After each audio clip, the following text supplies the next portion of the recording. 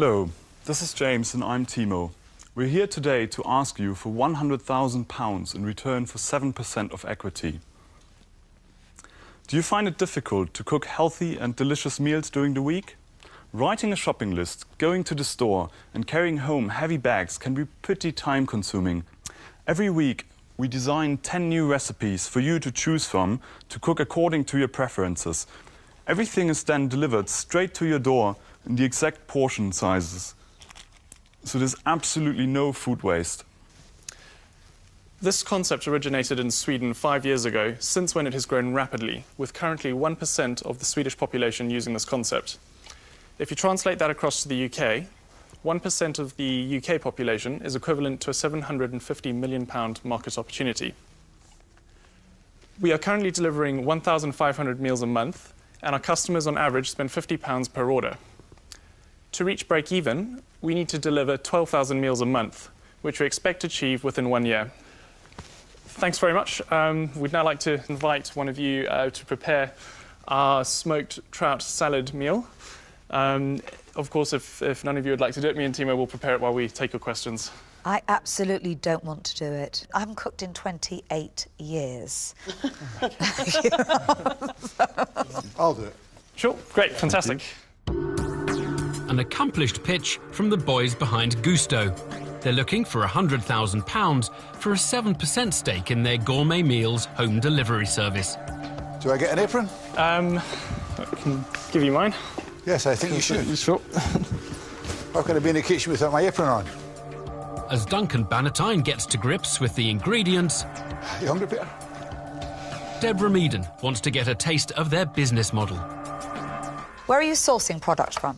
So we've got a fishmonger in Scotland, we've got a farmer in Devon supplying the meat. The veg comes from Somerset, Kent, mainly from the UK. Not entirely, but mainly. It's all organic. All these ingredients would come in separate bottles, marked. Absolutely. Yeah. So it's labelled, you know exactly what it is. So talk me through that timescale. How quickly do I see that box on my doorstep? So at the moment, on a Wednesday, you choose the recipes you like to eat. Then on Thursday, we place orders and then we deliver to you next week. Right, so this is a planned activity. Yeah. So what happens when somebody tries to deliver and there's nobody there? Has that happened to you yet? Our delivery success rate is 99% at the moment, so on average 1% of unsuccessful deliveries. But that's an acceptable margin to us. That is not just an acceptable margin, that's an excellent margin. Is that it? Beautiful. Yeah, absolutely. It looks wonderful. Can I taste it, Peter? There you go, go and sit down and eat it.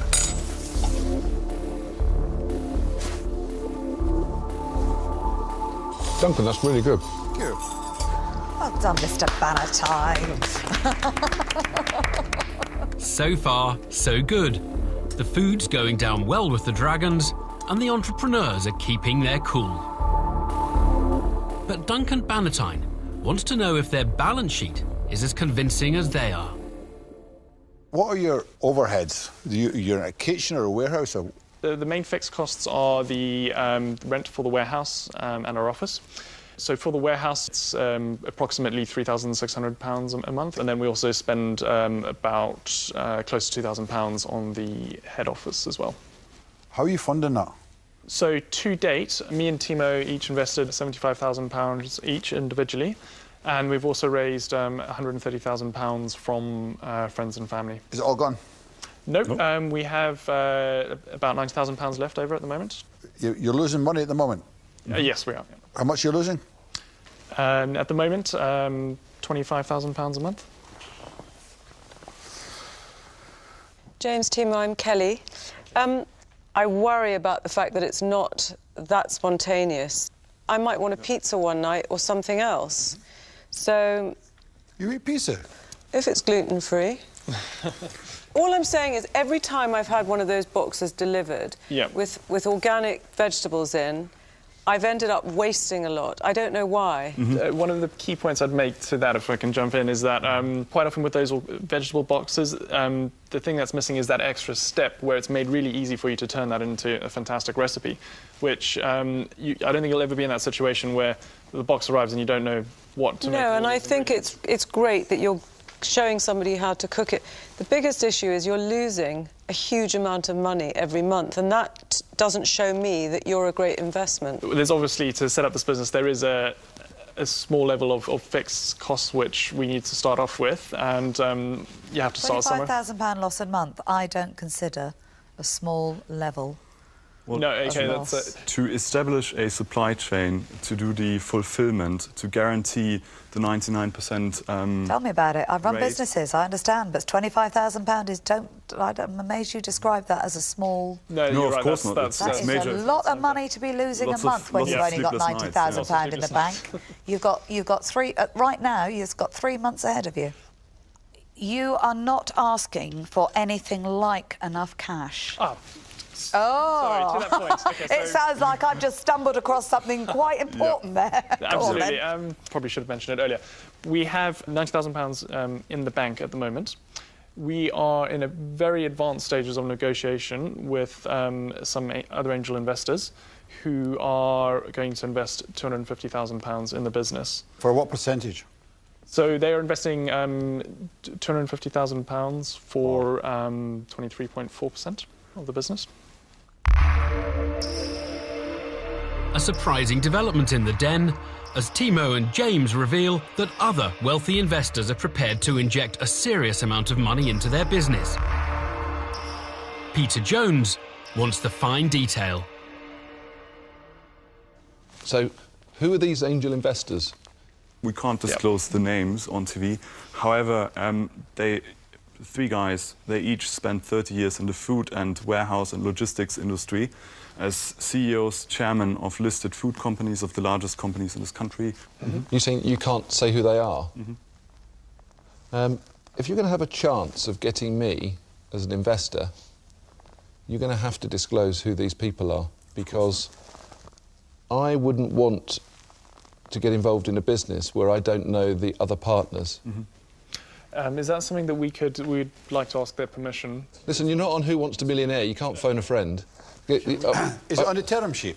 Yes, it is. So that's Usually what I the term was- sheet, Peter, you'll know. Is it on the term sheet? Yes. Yep. I'll have the term sheet then. Are you glad the Clipper Dragon's here to help you out, Peter? Oh, be quiet, Grandad.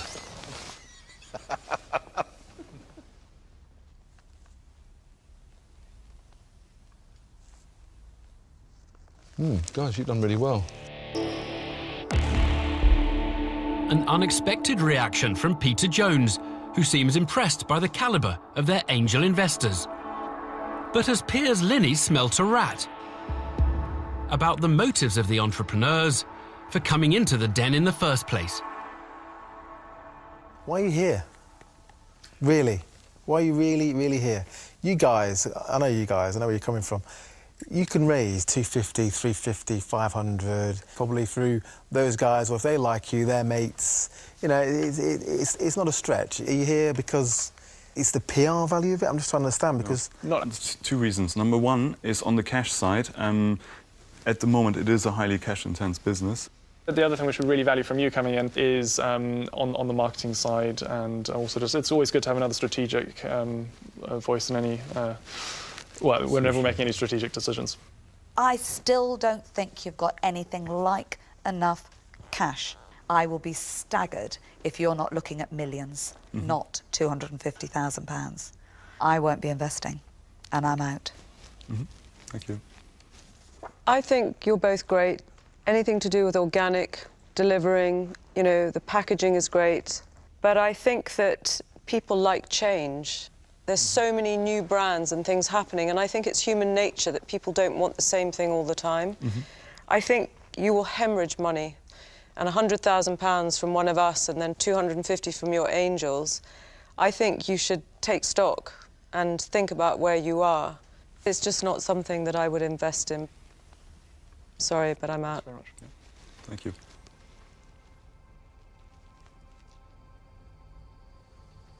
I really like this. But I think you've come through the door with a shopping basket with too many things complicating this. I'm afraid I'm also out. Concerns over cash flow and Gusto's company structure have led to 3 dragons turning down the offer to invest. Now, Peter Jones wants to find out if the deal struck with their angel investors leaves any room for manoeuvre. What happens if I get a really good negotiating position in the den here, and then when we walk out, the investors turn around and say, that Peter Jones, you've given away all of that, I want the same deal. What happens? Well, I guess because it might jeopardise, we have that deal on the table. There's not much room for us to negotiate outside of that term sheet there, because we wouldn't want to jeopardise the deal which we already have. Well, you've just made my decision then, which is really, really disappointing.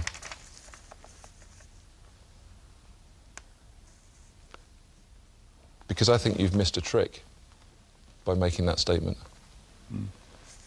Angel investors are a group of individuals that look at businesses and put money into it in the hope, in the whim of fancy, that maybe one day they'll make some money.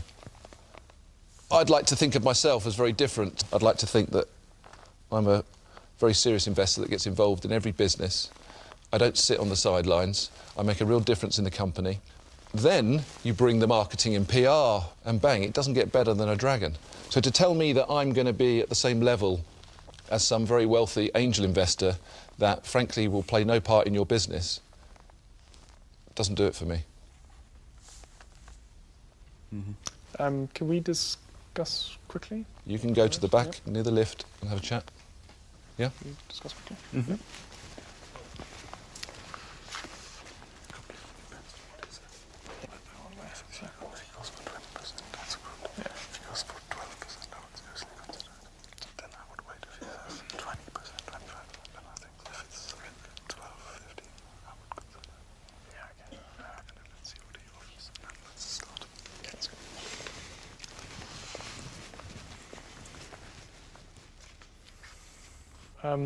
Could we ask if you would like to make an offer, what level would be satisfactory to you? Or would...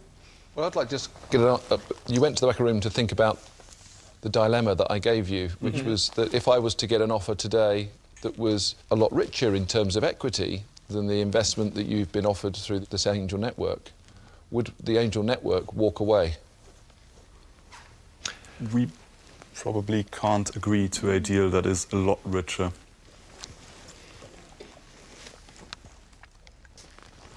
Guys, I think that what you've created is potentially great, and I think that you've been very open about your angel investment network, and I think it would shut the door to future funding. So I'm going to say reluctantly, I'm out. Thank you. Thanks.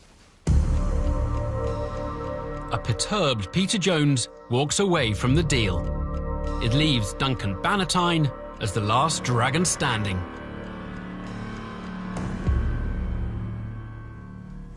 I really love this. I think it's absolutely fantastic. I'm going to become a customer. That's good. I'm going to buy your products. Brilliant. And when I go in the summer with my lad to my cabin in Lake Windermere, I'm going to have your boxes delivered and we're going to sit and cook together. And it's going to be fantastic. I love it. It's fantastic. Unfortunately, I don't think you'll ever make any money. I can't see it ever coming out of profit. So for that reason, I've got to say, I'm sorry, but I'm out. Okay, thanks. Despite the Dragons' enthusiasm for Gusto, a combination of their monthly losses and a rigid arrangement with other investors means that Timo and James walk away with nothing. I think we're just too hamstrung by what we've already negotiated.